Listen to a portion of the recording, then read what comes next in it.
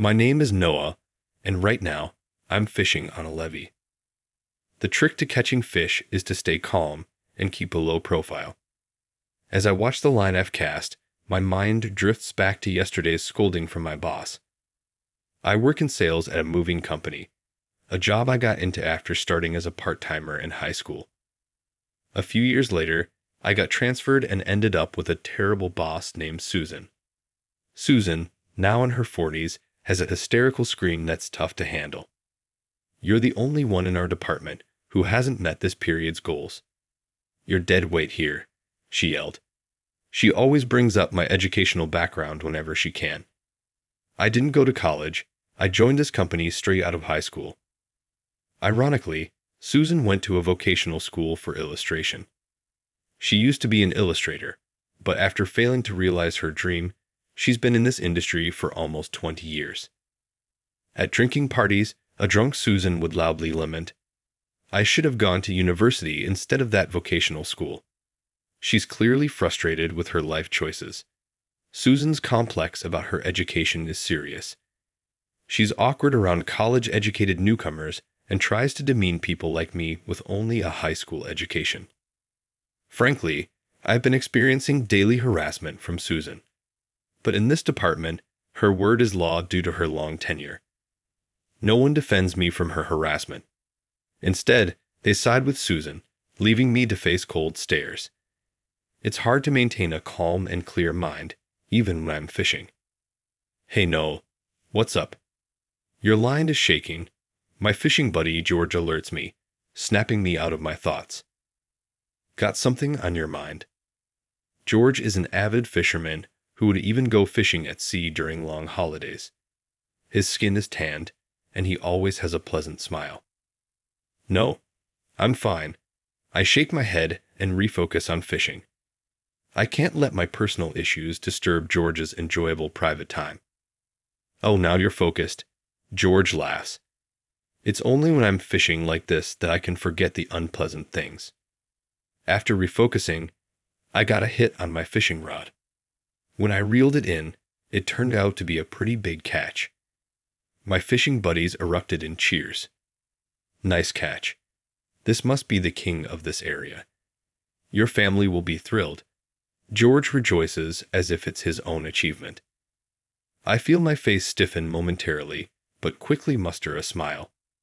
Even on a day when I catch a big one, I'm still bogged down with worries. I sigh inwardly. I just couldn't bring myself to say it in front of George that my wife was having an affair.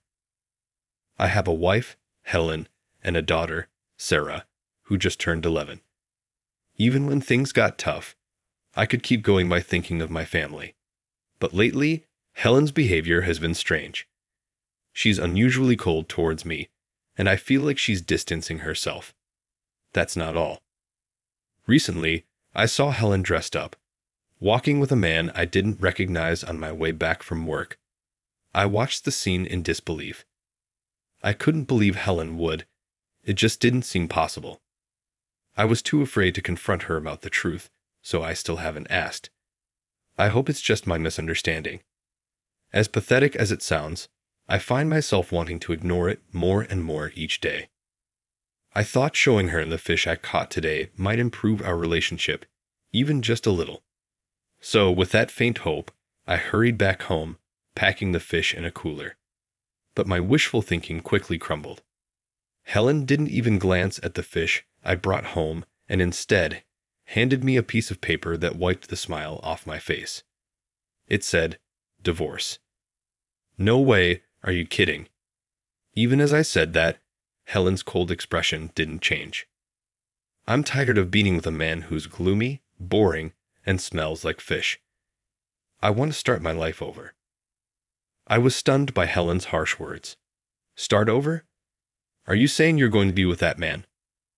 I finally confronted Helen about seeing her with another man a few weeks ago and accused her of cheating. Helen looked surprised for a moment, saying, "You saw that, huh?" But then she blamed me, saying, "It's all your fault. You've always been so incompetent." Such a selfish reason, but I, not good with words, couldn't come up with a good response. I yelled, The affair was your doing. Yet Helen retorted, "Do you even know how much you earn? With that salary, you expect me to do all the housework and take care of Sarah while working. What are you acting so high and mighty for?" Sure, I had my shortcomings, but I never intended to put everything on Helen. However, it's partly true that she had more burden, and I found myself at a loss for words. I always got out-argued in arguments. In the end, I couldn't stop Helen, and she left the house with our daughter Sarah. All I could do was watch Sarah leave with a sad face. The next weekend, I was standing absent-mindedly on the breakwater where I usually fish. The evening sky turned the sea an orange hue. They say staring at the vast ocean makes your troubles seem small, but just looking at the sea won't bring Helen and Sarah back.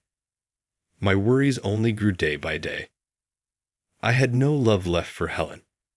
I couldn't forgive her for driving me to utter despair. I thought, go wherever you want with another man, but the problem was our daughter Sarah. I want to live with my beloved daughter, but now, in the midst of a custody battle. Knowing that the mother gets custody 90% of the time, the odds seemed grim. Even if the divorce is due to the wife's infidelity, it's bizarre how the custody usually doesn't go to the husband. Will I never be able to live with Sarah again? The more I thought about it, the more depressed I became. And then, at that moment, my fishing buddy George suddenly asked me, "Hey Noel, I thought you had left already. What's with that look?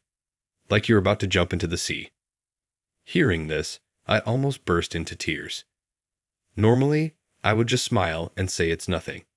But today, I just couldn't. I poured out all my pent-up emotions to George. I told him about being constantly berated by my boss at work, about my wife cheating on me and filing for divorce, taking our daughter away, and how I felt utterly hopeless. I've been told I'm worthless by both my job and my family. Maybe I should just jump into the sea. I couldn't hold back my tears. They just kept flowing. I was sobbing so much I could barely speak, but George just looked at me straight and listened to everything I had to say. He grabbed my shoulders firmly and said, "Just being alive and able to fish is enough, isn't it?" His compassionate smile finally calmed my heart. "Noah, if you were gone, I'd lose my fishing mentor. That would be a real problem for me. Can you keep living, thinking of it as a favor for me?" Mentor. I hardly ever catch big fish. What are you talking about? I fish more than anyone, and yet the other day I ended up catching a plastic bottle. Seriously, there's too much plastic trash these days. Maybe I should become an environmental activist. George's joke made me laugh. He is a really funny guy. I realized he has this charisma that draws people in, and his kind nature is probably what everyone loves about him. Thanks, George. I'll try a bit harder. Good to hear, Noah. But remember, it's important to muster up the courage to fight sometimes. Fight, Jess, please. Muster up the courage to fight. I'll pick up the pieces for you. Picking up pieces. That sounds like you're expecting me to die. I couldn't help but smile wryly at George's words. But indeed, I had been running from conflict, always just taking whatever was thrown at me. Is this really how it should be? George's words made me question for the first time what it means to fight. The next day, when I went to work, I got yelled at by Susan again. "Your shirt is all wrinkled. Do you even care about your job? If you don't, just leave." It was the same old yelling, just using me as a stress reliever. Yesterday, the day before, and the day before that, I had been constantly bombarded with such yelling every single day. I had enough. Remembering what George said, I finally understood what it meant to fight. I had a part in this too. If I didn't like it, I should speak up, I told myself. Then I glared at Susan and said, "So, it's okay if I leave." Her face changed color as she wasn't expecting me to talk back. "What? Well, it's not a problem." I could see she was clearly shaken. I slammed the resignation letter I had written earlier onto Susan's desk. "Then please submit this to our president." The atmosphere in the office changed instantly. "I can't believe Noah is snapping," someone said in a frightened voice. "Fine, fine. If you insist that much, I'll take your resignation letter to the president's office right away." With a huff, Susan gripped my resignation letter and headed towards the president's office. So, this is the end of this company I have worked for so many years. The thought made me feel a bit sad. I did love my job here. Well, for now, I'll head to my usual fishing spot this coming weekend. I'll make sure George picks up my pieces as he promised. Just as I was thinking about this and started to tidy up my desk, it happened suddenly. The phone on my desk rang. The call was from the president's office. Maybe it's about the resignation letter. Thinking this, I answered the phone and was told, "Please come to the president's office immediately." I left my desk as it was and headed straight there. Entering the president's office, I found Mr. Thompson, the president, and Susan inside. Surprisingly, Susan suddenly apologized to me. "I'm sorry. I went too far. Please reconsider submitting your resignation." I was puzzled about what was happening, but Mr. Thompson explained, "Noah, you were handling our major client, Bridgewater Commercial, but recently Susan took over, right?" "Yes, that's correct. I was in charge of Bridgewater Commercial until last week. I always believed in nurturing relationships with our existing clients just as much as acquiring new ones, so I took care to handle them meticulously. However, due to low sales, Susan finally took over the account. About that, the client has said, 'If it's not Noah, we may reconsider our business with you.'" "What? Mr. Bridgewater said that?" "It's a problem. Mr. Bridgewater personally lodged a complaint, and just when Susan brought in your resignation, I ordered her to convince you to stay." "I see, so that's what this is about." I glared hard at Susan. She seemed a bit intimidated. Now was the time to truly fight. I have been suffering from workplace harassment by Susan. At this, President Thompson's expression changed. "What? What do you mean, Susan?" Susan stammered, I told Mr. Thompson about all the abuse I had endured from her. If Susan stays, I still intend to leave." Mr. Thompson then said gravely, "Understood. Workplace harassment is a serious issue in this day and age. We will thoroughly review our conduct." A few days after this meeting, an internal inquiry confirmed the harassment by Susan, and she was demoted and transferred. It was an unusually quick decision. The company wanted to restore trust with Bridgewater Commercial as soon as possible, so I was put back in charge of Bridgewater Commercial.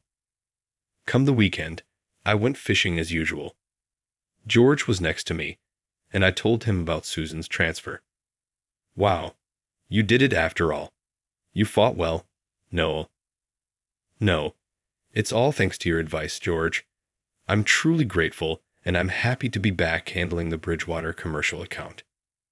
"That's great, Noah. I'm glad to be working with you again." "Thank you. I look forward to continuing our work together, Mr. Bridgewater." Hey, drop the Mr. Bridgewater when we're off the clock." George waved his hand shyly. Actually, the president of Bridgewater Commercial was none other than George Bridgewater himself. Thinking back, my success in this major deal was thanks to my hobby of fishing. Being able to fish alongside George like this was also due to his invitation during a business meeting, asking, "How ought we go fishing together next time?" Of course, this recent issue was also resolved with George's help. He had said he'd pick up my pieces, but I never expected him to go this far.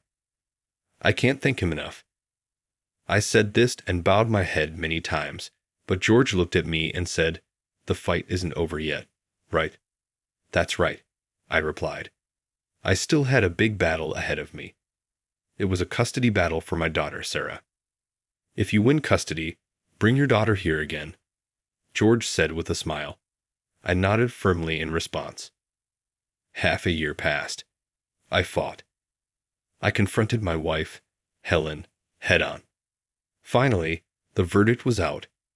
I went to the fishing spot where George was to report the outcome, with my daughter in tow. In the end, George had helped me again.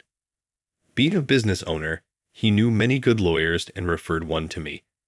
Thanks to that, the court proceedings went in my favor, and now I am able to live with my daughter Sarah. Sarah, like me, has trouble speaking up. She couldn't express herself to her mother, but when the lawyer facilitated a conversation, she expressed her desire to stay with me, saying, "I want to be with Daddy."